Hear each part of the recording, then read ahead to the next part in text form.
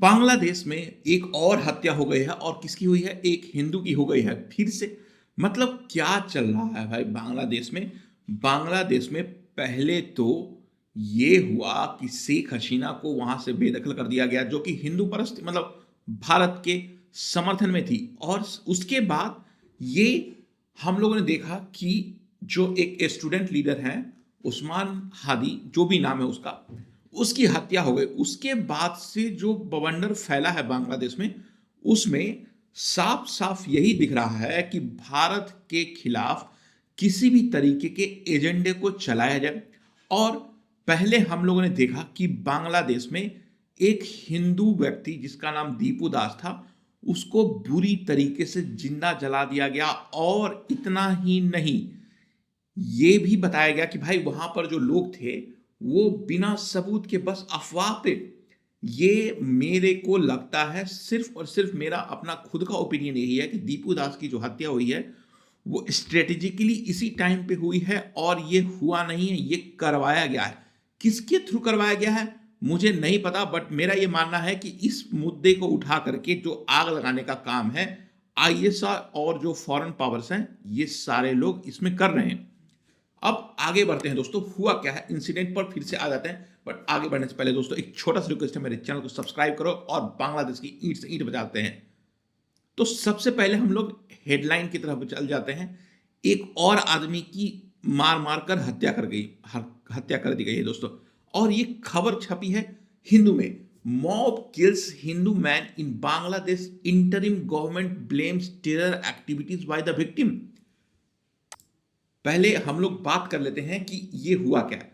तो जो विक्टिम है उनका नाम है अमृत मंडल, और इनका दूसरा नाम और एलियास बोल सकते हैं सम्राट। 29 साल के व्यक्ति थे ये। लोकेशन कहां पे है? पंक्षा सब district, Rajabari, 3.5 hours from Dhaka. 3.5 घंटे दूरी है इसकी ढाका से।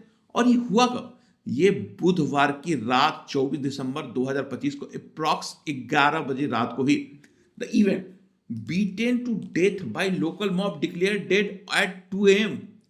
से ये मतलब जो दूसरे हिंदू व्यक्ति हैं उनको मारा गया है। और ये एक सरिया स्टाइल में मॉब लिंचिंग की तरह किया गया है। अब हम आगे चलते हैं दोस्तों, टाइमिंग समझ लेते हैं दोस्तों। पुलिस टर्म्ड, और हाँ, इस घटना के बाद जो वहां की पुलिस है बांग्लादेश की, उसने ये बोला है कि द पुलिस टर्म मोडल एज ए टॉप टेररिस्ट। भाई वो टेररिस्ट हो गया, मतलब उसकी हत्या हो गई और वो टेररिस्ट हो गया। और वो एक्सटॉर्शनिस्ट, मतलब वो एक क्रिमिनल था, वो मतलब पैसे मांगता था। और उसमें बोला कि उसने एक ही led a Samarth Bahini gang went to extort money from a local. मतलब एक लोकल आदमी है सैदुल इस्लाम, उससे ये पैसे मांगने गया था और एक गैंग को लेकर के गया था।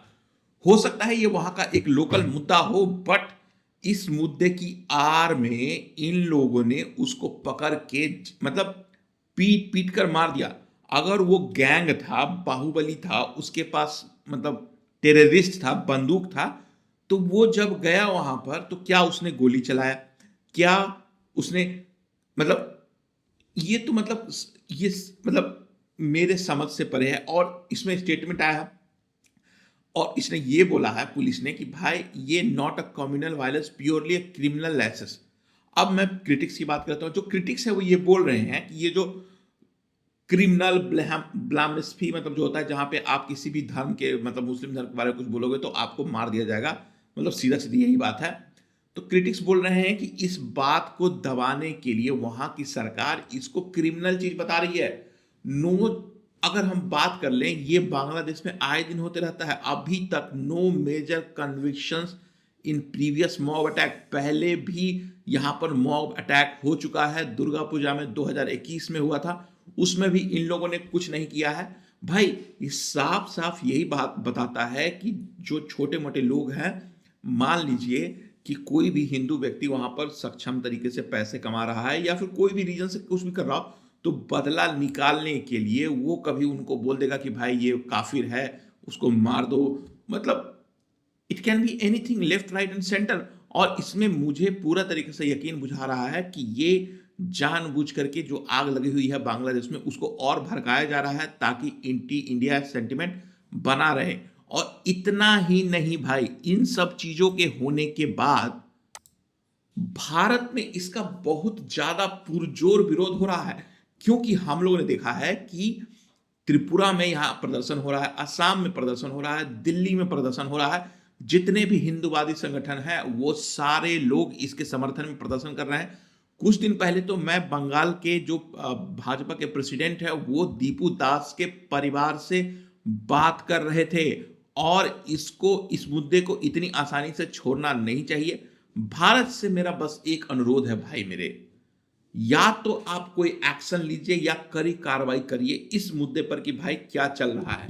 क्योंकि अगर हम बात करें तो वहां पर कल, टाइमिंग की बात का, कल क्या हुआ है, कल वहां के Prince, the return of Prince हुआ है। मतलब तारिकुल रहमान बीएनपी पार्टी के जो चेयरमैन है उनकी वापसी हुई है 17 साल बाद।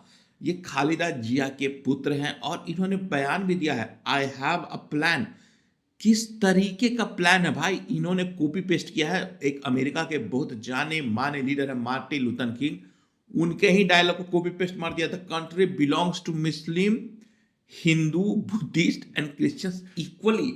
भाई ये जो भी आप बयान दे रहे हो इसमें आप इसका विरोध क्यों नहीं करते हो? जो भी यहां पर हुआ है सिर्फ और सिर्फ पॉलिटिकल ज्ञान देने के लिए कि भाई ये चल रहा है। और ये जो बीएनपी पार्टी है ना, ये पूरी तरीके से कट्टरवादी पार्टी है।